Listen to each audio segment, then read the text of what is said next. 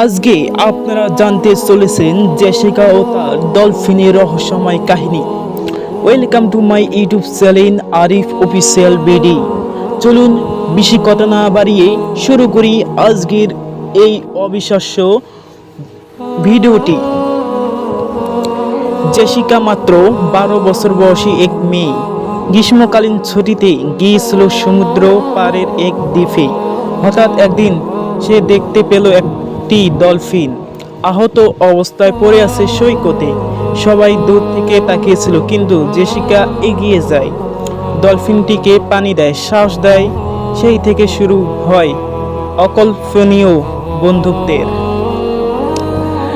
পরদিন সকালেই ডলফিনটি ফিরে আসে, আবার দেখা। জেসিকা হাসে, ডলফিন লাফায়, প্রতিদিনের সঙ্গী হয়ে ওঠে তারা। মানুষ বলে এমন বন্ধুত্ব কেবল গল্পেই দেখা যায়।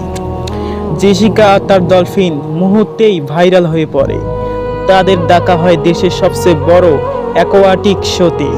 হাজারো দর্শক, লাইভ টিভি সম্প্রচার। জেসিকা এবং তার ডলফিন স্টার হয়ে ওঠে। তারা একসাথে সাঁতার কাটে, পারফর্ম করে। ডলফিন এক লাফে হাই ফাইভ দেয় জেসিকাকে। স্টেডিয়াম গর্জে ওঠে, জেসিকা জেসিকা।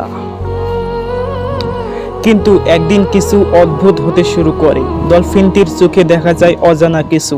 তার আচরণ বদলাতে থাকে।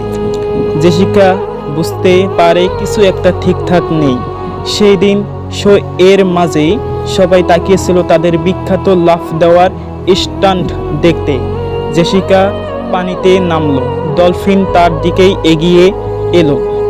দর্শক চিৎকার করছে, ক্যামেরা লাইভে। আর ঠিক তখনই হঠাৎ করে ডলফিনটি ঝাঁপিয়ে পড়ে এবং এক ক্রাশে জেসিকাকে গিলে ফেলে। দর্শকেরা চুপ, কেউ কল্পনাও করেনি এমন কিছু ঘটতে পারে।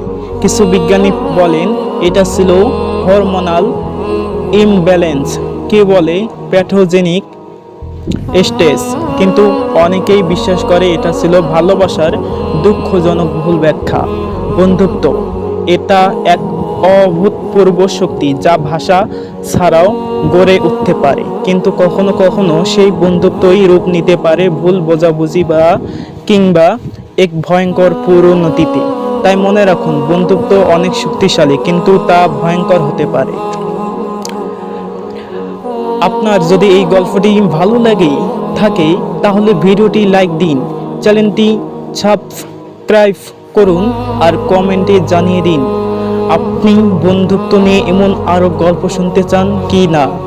আবার দেখা হবে আরিফ অফিসিয়াল বিডিতে নতুন কোনো ভিডিও নিয়ে। সবাই ভালো থাকবেন, সুস্থ থাকবেন। আল্লাহ হাফেজ।